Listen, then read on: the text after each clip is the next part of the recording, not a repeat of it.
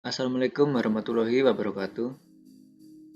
Perkenalkan, nama saya Krisna Gilang Prakoso dengan nomor NIM 200512140446 dari Sistem Informasi kelas 2020B.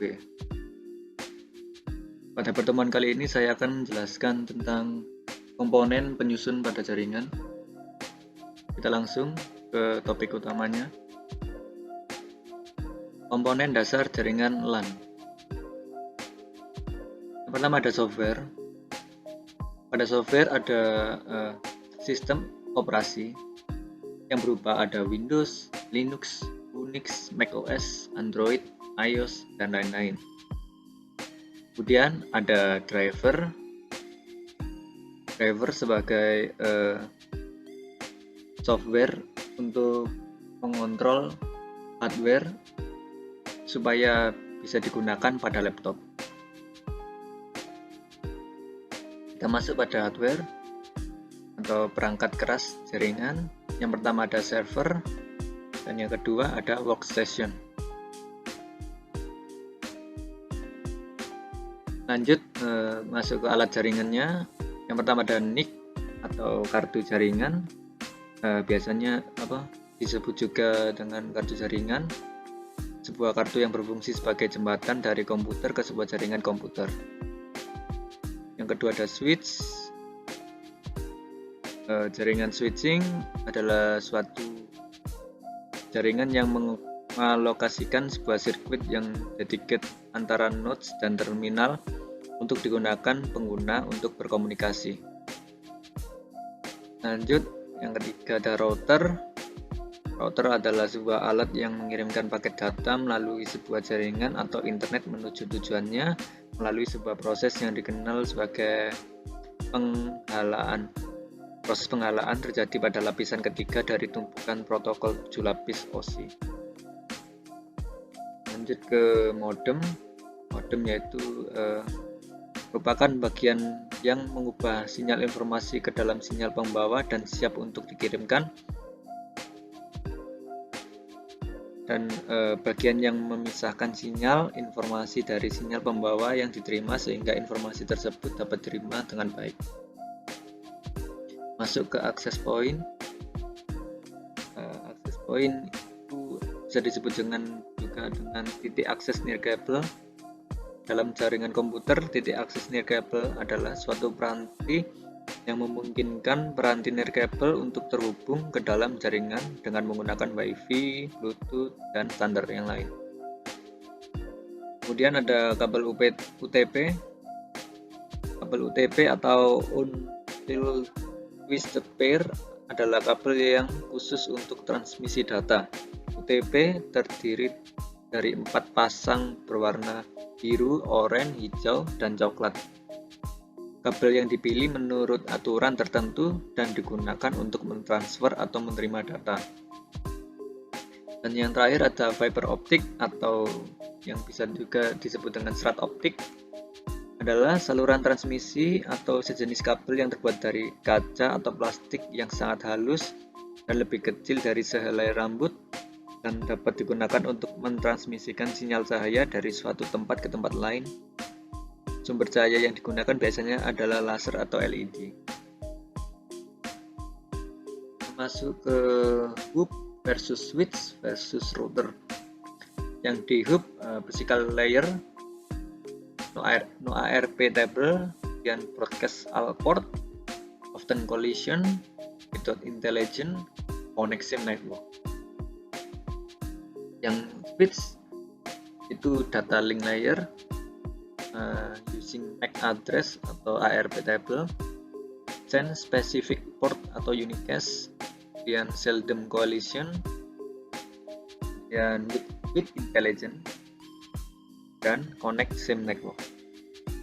Yang router masuk ke network layer atau IP address, dan send specific port, seldom collision, with intelligent, dan connect different network. Kemudian masuk ke STP versus UTP. Di sini saya membuat beberapa dasar untuk perbandingannya. Yang pertama, dasarnya UTP itu adalah kabel dengan kabel yang dipilih sama untuk UTP, dan untuk STP adalah kabel twisted pair yang tertutup foil atau pelindung mesh. Kemudian masuk ke dasar perbandingan yang kedua, yaitu kebisingan dan generasi crosstalk. Untuk UTP tinggi secara komparatif, dan untuk STP kurang rentan terhadap kebisingan dan crosstalk. Masuk ke perbandingan kabel pentanahan. Untuk UTP tidak dibutuhkan, dan untuk STP diperlukan. Masuk ke perbandingan pada kemudahan penanganan. Untuk kabel UTP mudah dipasang karena kabel lebih kecil, lebih ringan, dan fleksibel. Untuk STP, pemasangan kabel relatif sulit. Pada biaya, untuk kabel UTP lebih murah dan tidak membutuhkan banyak perawatan. Untuk STP cukup mahal. Dan yang terakhir, pada kecepatan data, untuk kabel UTP lambat secara komparatif, dan untuk STP memberikan kecepatan data yang tinggi. Nah, kita masuk ke standar internasional pada STP dan UTP. Yang untuk standar A, urutannya itu kabel putih hijau, kemudian hijau, lanjut putih oranye, kemudian biru, kemudian putih biru, kemudian oranye, lanjut urutan ke-7 putih coklat, dan urutan ke-8 coklat. Kemudian untuk standar internasional standar B, urutan pertama putih oranye, urutan kedua oranye, urutan ketiga putih hijau, urutan keempat biru, urutan kelima putih biru, urutan keenam hijau, urutan ke-7 putih coklat, urutan ke-8 coklat. Nah, untuk susunan kabel straight dan cross, untuk kabel cross ujung A-nya dimulai dari putih oranye, kemudian oranye, bila di ujung B berwarna putih hijau, kemudian hijau. Dilanjut dengan ujung A, lanjutannya yaitu putih hijau, kemudian biru. Yang ujung B putih oranye, kemudian sama dengan ujung A-nya biru, putih biru. Nah, yang ujung A di sini berwarna hijau, yang di ujung B berwarna oranye. Kemudian dilanjut dengan warna yang sama, yaitu putih coklat, kemudian coklat. Untuk strek kabel itu mudah, A dan ujung B warnanya sama, disusun dengan warna putih oranye, kemudian oranye, putih hijau, kemudian biru, kemudian putih biru, kemudian hijau, kemudian putih coklat, dan coklat. Sama untuk strek kabel. Ini ada fungsi dari kabel straight dan cross. Untuk kabel straight itu dari mesin atau mesin lain, dan untuk yang lain, misalnya dari PC ke modem, PC ke laptop, PC ke router, pokoknya yang berbeda. Tapi kalau crossover itu mesin yang sama, laptop dengan laptop, HP dengan HP, modem dengan modem, dan pokoknya yang kabel mesinnya yang sama, itu pakai crossover.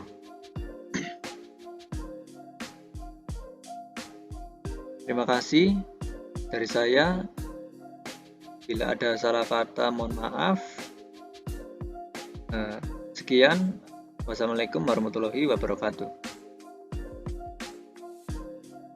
Di sini saya akan menjelaskan cara pemasangan UTP kabel menggunakan aplikasi UTP kabel. Kita klik do it yourself, kita pilih model A atau model B, terserah. Kita coba pakai model yang A. Di sini kita memotong bagian luar kabel supaya bagian dalamnya terlihat. Kalau bisa potongnya agak panjang. Kemudian step kedua, kita pilih sesuai dengan warnanya dulu, yang putih hijau sama hijau, yang putih orange sama orange, putih coklat sama coklat, putih biru sama biru. Kemudian urutkan sesuai yang ada di aturan tadi.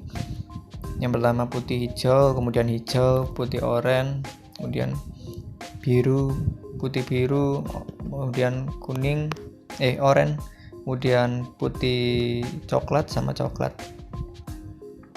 Sesuai aturan yang tadi. Step selanjutnya dipasangkan dengan RJ45 konektornya. Kemudian tinggal dipasangkan, sudah siap dipasangkan. Itu aja. Terima kasih.